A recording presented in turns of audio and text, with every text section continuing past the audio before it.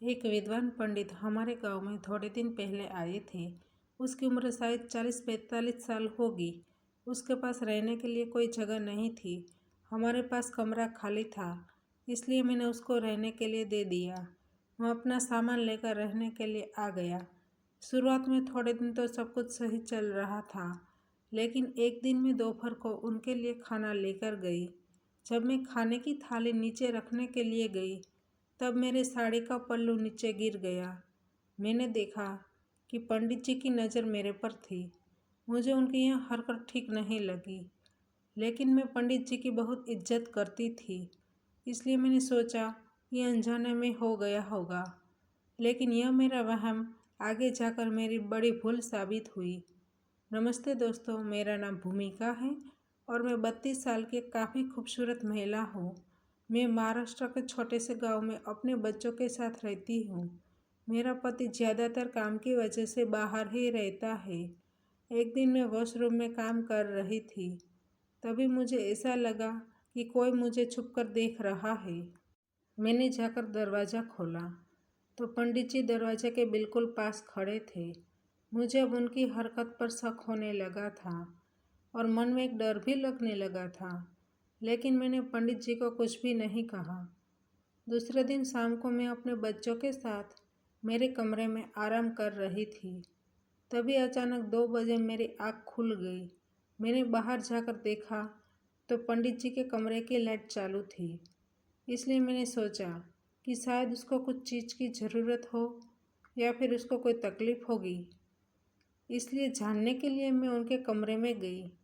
मैंने उनके कमरे का दरवाज़ा खोला तो मैंने देखा कि वह मोबाइल में देखते देखते उनके हाथ इधर से उधर घुमा रहे थे।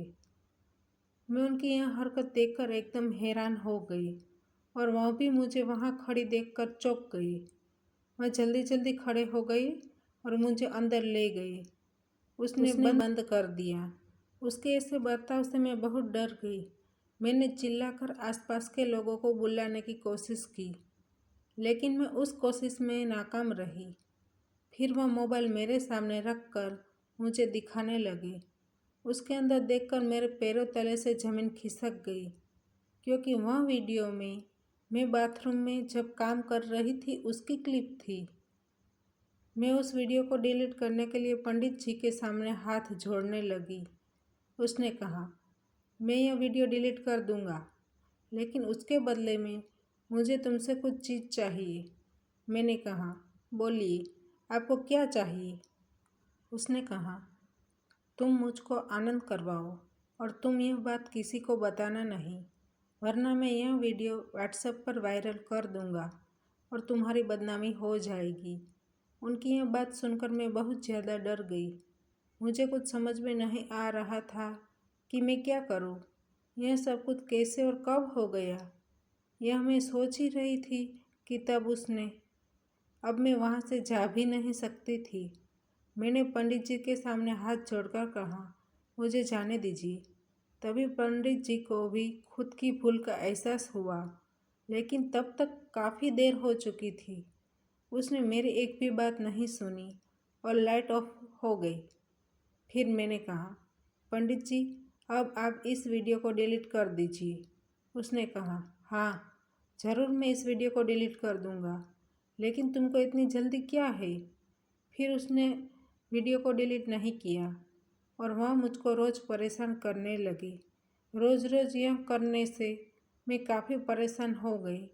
इसलिए मैंने एक दिन मेरी फ्रेंड को यह बात बता दी। मेरी फ्रेंड ने एक महिला एनजीओ का संपर्क किया। एनजीओ के लोगों ने किसी को भी बताए बिना उसको पुलिस में पकड़वा दिया। फिर पुलिस ने मेरी वीडियो डिलीट कर दी और पंडित जी को जेल में धकेल दिया और मेरी बदनामी भी नहीं हुई। लेकिन पंडित जी की ऐसी हरकत से मैं मानसिक तौर से टूट चुकी थी और उसमें से बाहर आने में मुझे काफ़ी टाइम लगा। दोस्तों, ऐसे लोगों से सावधान रहिए। किसी भी अनजान व्यक्ति पर भरोसा कभी भी नहीं करना चाहिए। कभी भी अनजान व्यक्ति को हमारे घर रहने नहीं देना चाहिए। तो दोस्तों, हमारी कहानी यहीं पर समाप्त होती है। आपको कहानी पसंद आई है तो वीडियो को लाइक करें और शेयर करें। और चैनल पर नए हैं तो चैनल को सब्सक्राइब करें। और हाँ, नोटिफिकेशन बेल को ज़रूर दबाइए ताकि आने वाली अगली अपडेट आपको सबसे पहले मिल सके। धन्यवाद।